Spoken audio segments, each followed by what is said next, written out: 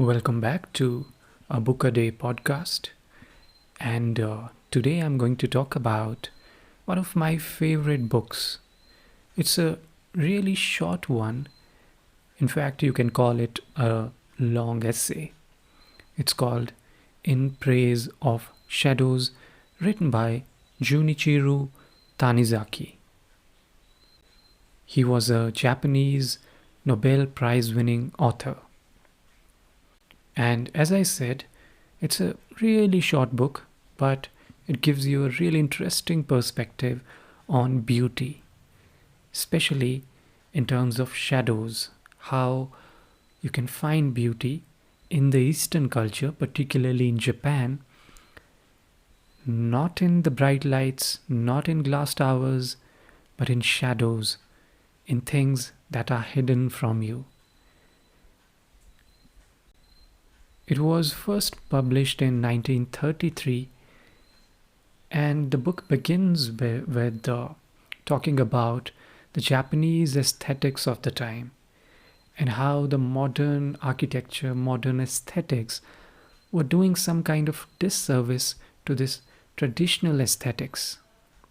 Let me read a passage from the book. This is the first passage, and I hope you'll enjoy it. Let me read it and we'll discuss it further. What incredible pains the fancier of traditional architecture must take when he sets out to build a house in pure Japanese style, striving somehow to make electric wires, gas pipes, and water lines harmonize with the austerity of Japanese rooms. Even someone who has never built a house for himself must sense this when he visits a tea house, a restaurant, or an inn. For the solitary eccentric, it is another matter. He can ignore the blessings of scientific civilization and retreat to some forsaken corner of the countryside. But a man who has a family and lives in the city cannot turn his back on the necessities of modern life, heating, electric lights, sanitary facilities, merely for the sake of doing things the Japanese way. The purist may rack his brain over the placement of a single telephone, hiding it behind the staircase or in a corner of the hallway, wherever he thinks it will least offend the eye. He may bury the wires rather than hang them in the garden, hide the switches in a closet or cupboard, run the cords behind a folding screen. Yet, for all his ingenuity, his efforts often impress us as nervous, fussy, excessively contrived. For so accustomed are we to electric lights that the sight of a naked bulb beneath an ordinary milk glass shade seems simpler and more natural than any gratuitous attempt to hide it. Seen at dusk, as one gazes out upon the countryside from the window of a train, the lonely light of a bulb under the old-fashioned shade, shining dimly from behind the white paper shoji of a thatched roof farmhouse, can seem positively elegant. But the snarl and the bulk of an electric fan remain a bit out of place in a Japanese room. The ordinary householder, if he dislikes electric fans, can simply do without them. But if the family business involves the entertainment of customers in summertime, the gentleman of the house cannot afford to indulge his own tastes at the expense of others. A friend of mine, the proprietor of a Chinese restaurant called the Kairakuen, is a thoroughgoing purist in matters architectural. He deplores electric fans and long refused to have them in his restaurant. But the complaints from customers with which he was faced every summer ultimately forced him to give in. So that was the first passage from the book. So he's talking about the dilemma that we face in modern aesthetics. On one hand, we have to consider the utility, but it's obvious that the things that come with utility in the modern world, they don't have much of an aesthetic value. They don't look beautiful. And if we want to go the traditional way, it seems a lot of times impractical. So that's the dilemma here. And then he goes on to talk about his own experience, how he built the house in a somewhat traditional way. But more importantly, then he talks about the beauty of Japanese toilet. That's right, it sounds a little bizarre. We don't talk about beauty when it comes to designing toilets, but he talks about it and how it has an important role in the traditional Japanese house. So let me read another passage from it. It goes, "Every time I'm shown to an old, dimly lit, and I would add impeccably clean toilet in a Nara or a Kyoto temple, I'm impressed with the singular virtues of Japanese architecture. The parlor may have its charms, but the Japanese toilet truly is a place of spiritual repose. It always stands apart from the main building at the end of a corridor in a grove fragrant with leaves and moss. No words can describe that sensation as one sits in the dim light, basking in the faint glow reflected from the shoji, lost in meditation or gazing out at the garden." The novelist Natsume Soseki counted his morning trips to the toilet as a great pleasure, a physiological delight, he called it. And surely there could be no better place to savor this pleasure than a Japanese toilet, where, surrounded by tranquil walls and finely grained wood, one looks out upon blue skies and green leaves. As I've said, there are certain prerequisites: a degree of dimness, absolute cleanliness, and quiet so complete that one can hear the hum of a mosquito. I love to listen from such a toilet to the sound of softly falling rain, especially if it is a toilet of the Kanto region. With its long, narrow windows at floor level, there one can listen with such a sense of intimacy to the raindrops falling from the eaves and the trees seeping into the earth as they wash over the base of a stone lantern and freshen the moss about the stepping stones. And the toilet is the perfect place to listen to the chirping of insects or the song of the birds, to view the moon, or to enjoy any of those poignant moments that mark the change of the seasons.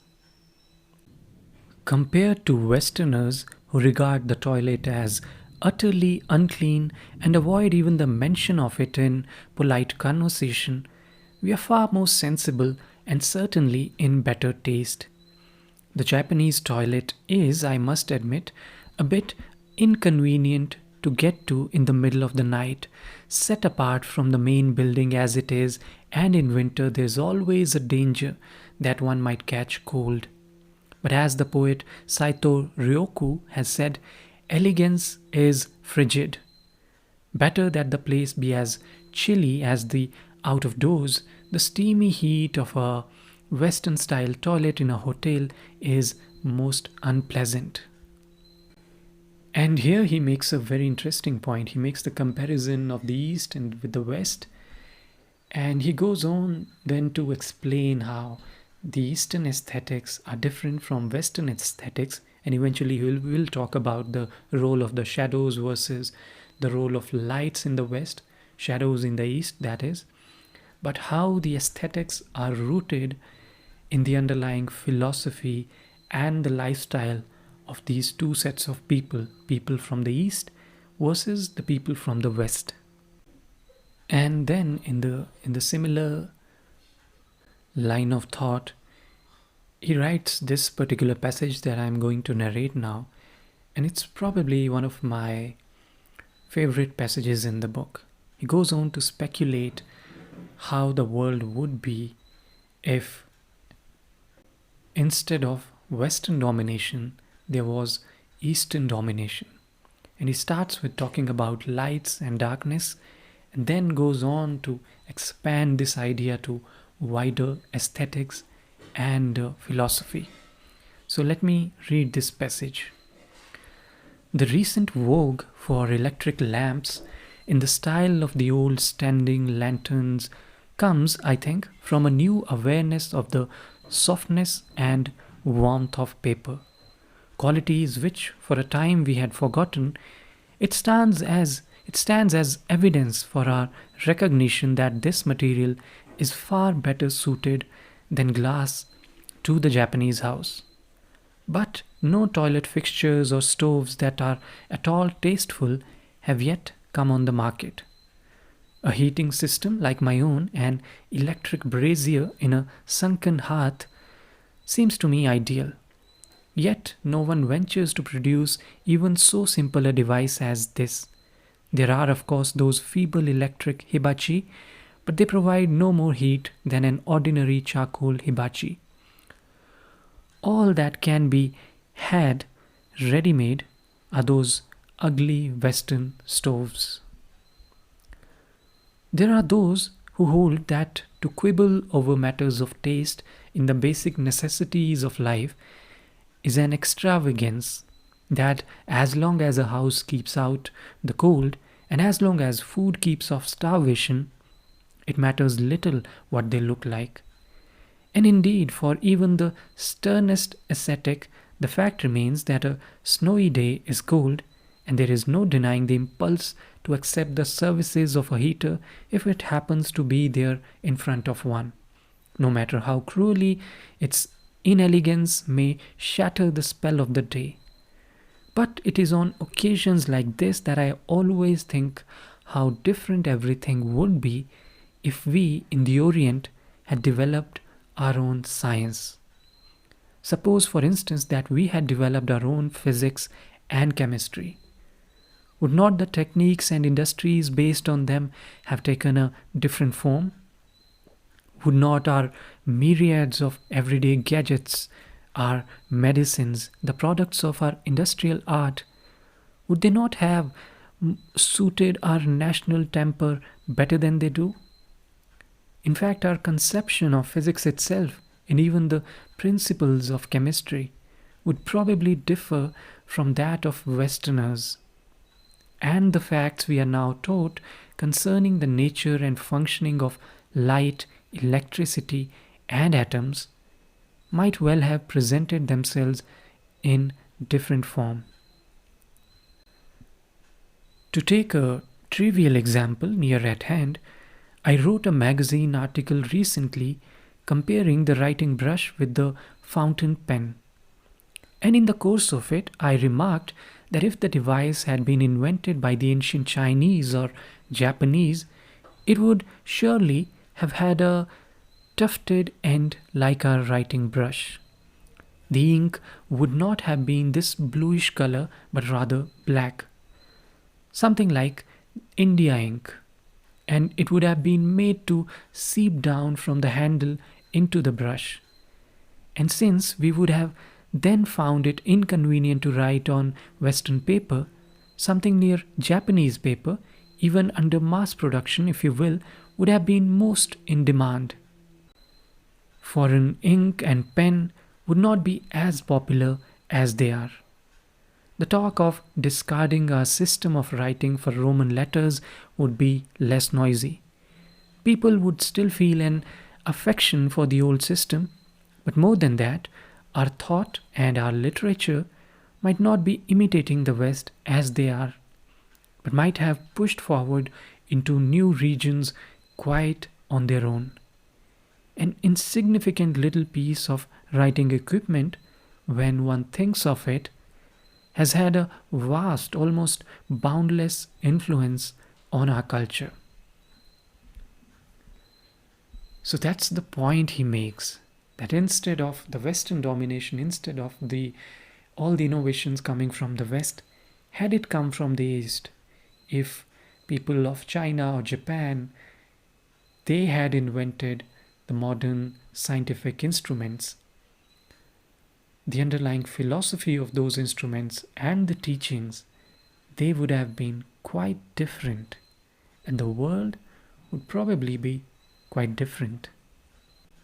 And he gives different kinds of examples, whether the plates or other containers, how they have been in the traditional Chinese and Japanese households, and how under the industrial modern this globalized world, how these things are created without paying any attention to the beauty of it, to the aesthetics of it.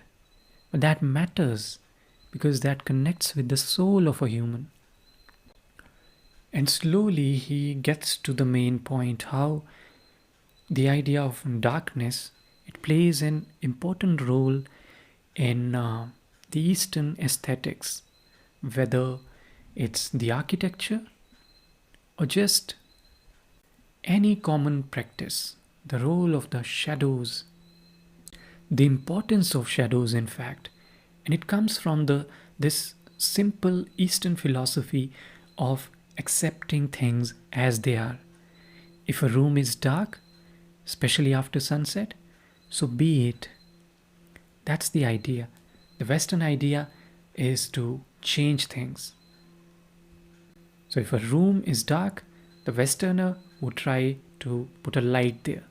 The Easterner would try to live in with the harmony and with the surroundings, with nature. So the Easterner's approach would be much more holistic than the Westerner. Westerner would straight away focus on the light, nothing else. Where it comes from, how it looks, nothing. For the Easterner, it would be important. So because these two societies grew in different ways, the lights and shadows and their roles have been very different in the Eastern societies. Especially he talks about Japan. And let me read this short passage from the book which kind of answers this difference in taste. He says, in my opinion, it is this reason that produces the difference in taste. We Orientals tend to seek our satisfactions in whatever surroundings we happen to find ourselves, to content ourselves with things as they are. And so darkness causes us no discontent. We resign ourselves to it as inevitable. If light is scarce, then light is scarce. We will immerse ourselves in the darkness and there discover its own particular beauty. But the progressive Westerner is determined to always to better his lot. From candle to oil lamp to gaslight to electric light, his quest for a brighter light never ceases. He spares no pains to eradicate even the minutest shadow. So that's what he's talking about here. He's talking about the Western desire to continue progressing endlessly. There is obviously a lot of value in that. You keep progressing. But maybe there is little contentment, little satisfaction there in the West. On the East, at least in the traditional values of the East, he says, there is more contentment, there is more satisfaction. And it also talks about how these shades of light and dark, how they are perceived not just in objects, but also in terms of skin, and how the two are viewed very differently in the East and the West. And in fact, the white skin in the East is very different from white skin in the West.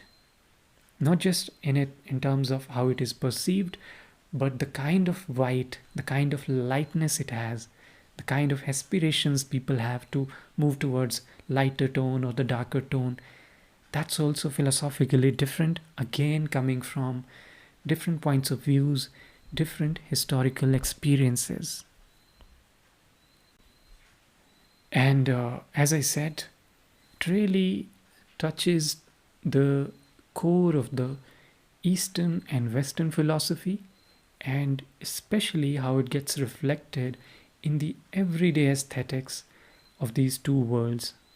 I'm sure a lot has changed since 1933 because obviously globalization has altered our worlds, but still you can find these crucial differences in the Eastern and Western cultures, and they sprout from the philosophical ideas, the history of these two different worlds. As I said, it's a really short book, so please read it whenever you get a chance, and you'll really enjoy the writing. So, with that, I'll take your leave. Thank you very much for listening. Thank you.